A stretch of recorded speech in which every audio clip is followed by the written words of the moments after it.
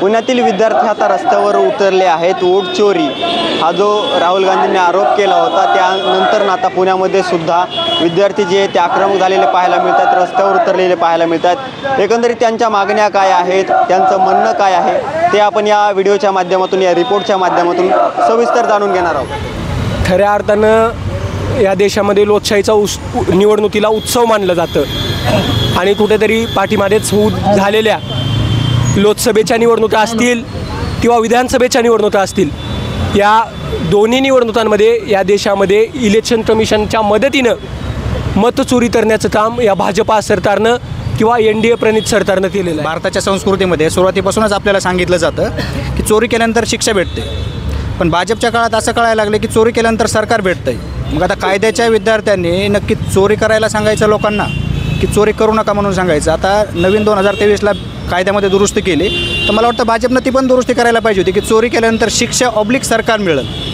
जर तसं असतं। आणि दुसरा मुद्दा असा आहे की हे आम्ही सांगत नाही वोट चोरी झाली, भाजपचेच केंद्रातले मंत्री म्हणतात। आम्ही 2 लोकसभेचं उदाहरण दिलं होतं, त्यांनी तर 6 लोकसभेचं उदाहरण दिलं की 6 लोकसभा अनुराग ठाकूर 6 लोकसभा मतदारसंघात चोरी झालेली आहे। मग भाजपचेच लोक जर चोरी झाली म्हणते तर, आणि ज्ञानेश कुमार हा अमित शहाने ठेवलेला सालगडी आहे, ठीक आहे। इलेक्शन कमिशनचे ते अध्यक्ष आहेत, त्या खुर्चीची किंमत आहे, पण ज्ञानेश कुमारनं त्या खुर्चीची किंमत घातलेली आहे। तुम्ही जर बघितलं तर ज्ञानेश कुमारची पोरगी IAS 2014 नंतर सगळे IAS होते। मी स्वतः UPSCचा अभ्यास केला, UPSCची मेन्स दिलेली आहे। UPSC पास होणं किती कठीण असतं हे ज्यांनी अभ्यास केला त्यांना माहिती आहे। पण ज्ञानेश कुमारची पोरगी जावई सगळे घरातले त्याचे 4 IAS आहेत, त्यांना पाहिजे त्या कॅडरला बदली भेटते। ज्ञानेश कुमार हा जसा सर्व्हिसमध्ये आणि अमित शहा जसे सत्तेत आले तसं तो अमित शहाच्या ताटाखालचा कुत्रा येतो, पहिल्यापासून त्यांची चाकरी करतो। असं बोलण्यात आलं होतं की तुम्ही कोर्टात जायला पाहिजे होतं, तुम्हाला जर चोरी झाली वाटतंय तर तुम्ही लोकांमध्ये का जाताय, म्हणजे तुम्हाला इलेक्शन जिंकायची म्हणून लोकांमध्ये जाताय असं त्यांनी सांगितलं। हे बघा, आज मतदान सगळं लोकांनी केलं होतं, लोकांची लोकशाही आहे। जर लोकांनाच कळलं नाही की आपल्या मतांची चोरी झाली आहे तर आज आपण देशाला किंवा देशाच्या इलेक्शन कमिशनला प्रश्न विचारू शकत नाही। जोपर्यंत आपल्याला कळत नाही, आपल्याला लोकांमध्ये जाऊन सांगता येत नाही की बाबा खरंच वोट चोरी झालेली आहे, जे की राहुल गांधीजींनी त्यांच्या पत्रकार परिषदेत सांगितलं की कसं झालं आहे सगळं।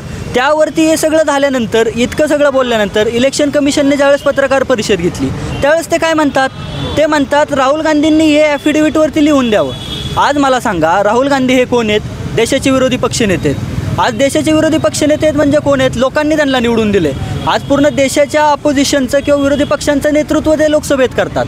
जर तुम्ही एखाद्या देशाच्या विरोधी पक्षनेत्याला म्हणता ॲफिडेव्हिट करून द्या, का तर त्याच्यावरती असं म्हणतात ते की बाबा तुम्ही 40-45 दिवसाच्या आतमध्ये यावर आक्षेप घ्यावा, त्यानंतर तुम्ही जर त्या मतदारसंघातील मतदार नसताल तर तुम्हाला ॲफिडेव्हिट द्यावं लागतं।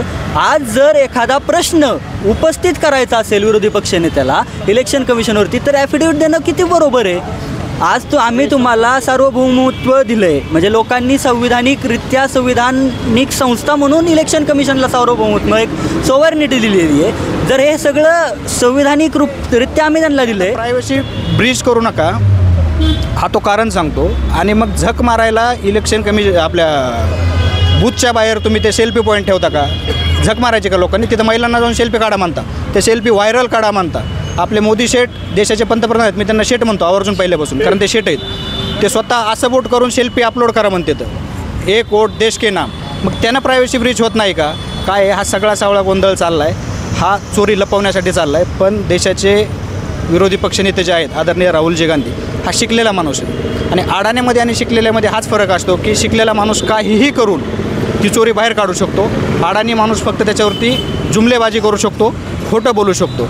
आता देशामध्ये NDAचं सरकार न राहता हे जुमल्याचं सरकार आहे, आणि तुम्हाला येत्या ऑक्टोबर-नोव्हेंबरपर्यंतच कळून जाईल की देशामध्ये काय परिस्थिती होती आहे। बिहारमध्ये जर तुम्ही बघितलं तर पाण्याचा पूर सध्या पावसानं कमी येतो आहे, याच्यापेक्षा जास्त लोकांचा महापूर यायला लागला आहे बिहारमध्ये या वोट चोरी विरोधात, आणि महाराष्ट्रात सुद्धा लवकरच तशी परिस्थिती होईल असा आम्हाला विश्वास आहे। इलेक्शन कमिशननं पुरेपूर मदत केलेली आहे। खऱ्या अर्थानं भारत देशाच्या संविधानाला या देशाचा आत्मा मानलं जातं, आणि मतचोरीच्या माध्यमातून या देशाच्या संविधानावरच हल्ला करण्याचं काम, या देशाच्या संविधानावरच घाला घालण्याचं काम कुठेतरी भाजपानं आणि ECIनं केलेलं आहे। कोर्टामध्ये अपील करण्यापेक्षा जर तुम्ही आपल्या सत्ता संघर्ष पाहिला तर सत्ता संघर्षाच्या प्रकरणामध्ये काय झालं, सगळ्यात अगोदर पक्षाची किंवा जे काही वोट आहेत किंवा जे मतदार आहेत त्याबाबतची जी घटना कुठं गेली पहिल्यांदा इलेक्शन कमिशनकडे. इलेक्शन कमिशन एक ट्रिब्युनल आहे, इलेक्शन कमिशन एक स्वायत्त संस्था आहे. जरी कोर्टामध्ये गेलं तर हा जो आरोप आहे याच्यावरती चौकशी करायचे अधिकार कुणाला आहेत? स्वतः इलेक्शन कमिशनला आहेत. कारण की अशी गफलत झाली का नाही हे पाहू कोण शकतं? इलेक्शन कमिशन पाहू शकतं. तर जर इलेक्शन कमिशनलाच आपण जर सांगितलं की तुम्ही असं असं झालं आहे त्याची चौकशी करा किंवा आमचं यावरती असं असं मत आहे की देशामध्ये मतदारांची चोरी झालेली आहे, तर यावरती इलेक्शन कमिशनने काहीतरी ॲक्शन तर घेतली पाहिजेत ना. आता जर ॲक्शन नाही घेतली तर आम्ही शेवटी आम्हाला कोर्टाची पायरी आहेच, ते आम्ही चढणारच आहेत. म्हणजे देशाचं नेतृत्व जे काय विरोधी पक्ष आहे किंवा ज्यांना वाटते मतदानाची चोरी झाली ते करतीलच पूर्णतः हे सगळ्या गोष्टी. पण इलेक्शन कमिशन संविधानिक संस्था असताना ती यावरती काय करते? ती काहीच करत नाही ना यावरती. ती यावरती उलट प्रश्न देशाच्या जनतेला विचारते. म्हणजे राहुल गांधींना जर इलेक्शन कमिशन त्यांनी ऑलरेडी शपथपत्र घेतलेली देशाचा विरोधी पक्षनेता म्हणून, आणि राहिला प्रश्न ॲफिडेव्हिट द्यायचा, तर त्याचा कायद्यानुसार 45 दिवसाचा कालावधी असतो. म्हणजे एखाद्या मतदारसंघातला माणूस 45 दिवसामध्ये जर त्याला समजलं की वोट चोरी झाली आहे किंवा कुठला डाऊट असेल त्याला, तर त्यांना तिथं कंप्लेंट करावी.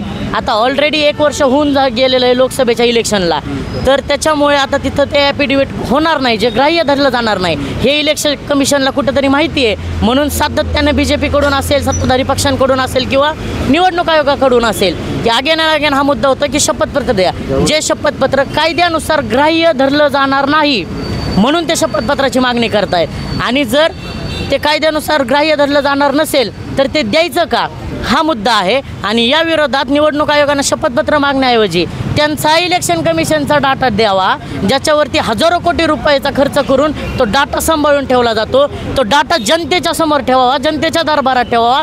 न्याय हा कोर्टात तर होईलच, पण हा न्याय जनतेच्या दरबारात सुद्धा झाला पाहिजे. आपल्या देशामध्ये लोकसभा निवडणूक पार पडली त्यावेळेस आपल्याला स्पष्ट दिसलं की जनतेचा कौल काय होता, आणि त्या जनतेच्या कौलामधून जनतेने योग्य प्रकारे मतदान करून सरकारची निवड केली होती.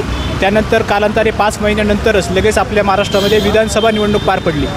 तर लोकसभा निवडणूक आणि विधानसभा निवडणूक या 5 महिन्याच्या काळामध्ये त्या मताच्या टक्केवारीमध्ये फार मोठी तफावत झाली, आणि अचानकपणे एवढी मोठी मतांची संख्या वाढली की ती अनपेक्षित होती, आणि त्या मतचोरी त्या ठिकाणी खूप मोठ्या प्रमाणात झाली असं सर्वांचंच म्हणणे आहे. आणि ते स्पष्टपणे आपल्याला दिसून येते. समजून घेण्यासारखी आहे की पीसफुल ट्रान्सफर ऑफ पॉवर हे कशाने होते, तर हे लोकशाही मूल्यांमुळे होतं.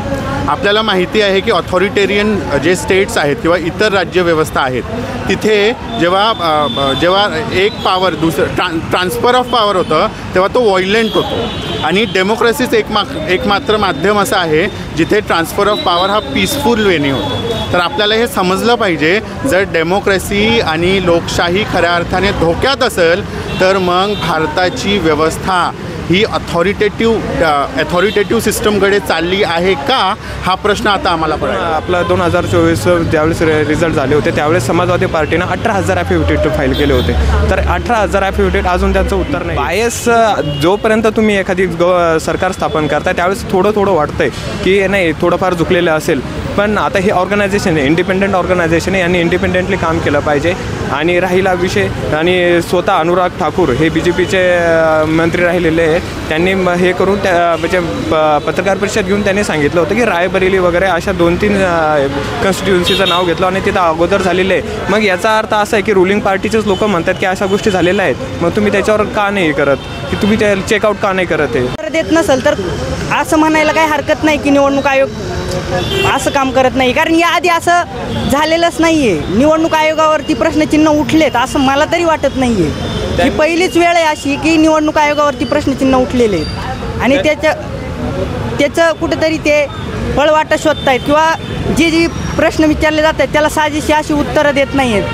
तर अशा तऱ्हेने या विद्यार्थ्यांनी सुद्धा जो निवडणूक आयोगाने डेटा देणं अपेक्षित होतं तो डेटा दिला पाहिजे.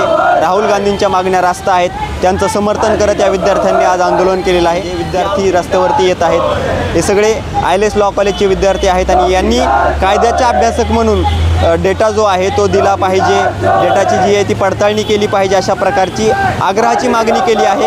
आणि ही मागणी रास्त असल्याचं सुद्धा पाहायला मिळत आहे. त्यामुळं आता यावरती जे काय आहे निवडणूक आयोगाची काय भूमिका असणार आहे, निवडणूक आयोग या महाराष्ट्रभरामध्ये किंवा भारतामध्ये होत असलेल्या वोटचोरी विरोधातल्या आंदोलन आणि राहुल गांधींच्या यात्रेला कशा प्रकारे उत्तर देतात, कशा प्रकारे पाहतात हे पाहणं महत्त्वाचं असणार आहे. पाहत राहावे मराठी. धन्यवाद.